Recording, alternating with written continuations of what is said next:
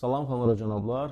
Bir insan travma aldığı mövzuda hər daim uğurlu olmağa çalışır. Nədir travma?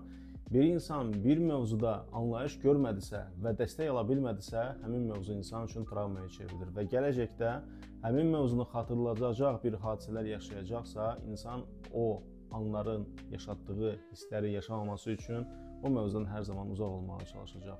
Nəticə etibarilə travmanın ümumi tərifi budur və nəzər salsaq görəcəyik ki, hər birimizin həyatında 1, 2, 3 və sayda travmalar var və ona qalanda heç kim zaten artıq xoşbəxt olmalı deyildi əgər bir insanın travması varsa. Dünyanın ən xoşbəxt insanının belə ən azı bir travması var. Yəni travma insanı gələcəkdə xoşbəxtlikdən məhrum eləmir. Xoşbəxt olmaq üçün travmasız yaşamaq və travmasız həyat tərzi sürmək önəmli deyil. Ümumiyyətlə, xoşbəxt insan anlayışı olmur. Xoşbəxt anlar anlayışı var və bu anları biz hər birimiz yaşayırıq həyatımızda. Önəmli olan odur ki, anımızı doğru, düzgün yaşamağı bacarmalıyıq.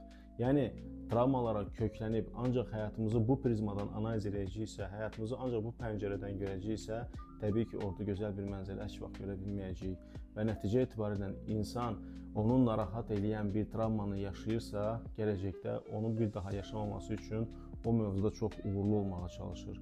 Və zamanında şiddət yönümlü travmalar alan insan gələcəkdə daha güclü olmağa çalışır ki, bir də o anları yaşamasın və hər kəs o gücü idarə edə bilmir deyə bir çox hallarda güclü insanların əksəriyyəti zalim insana çevrilir.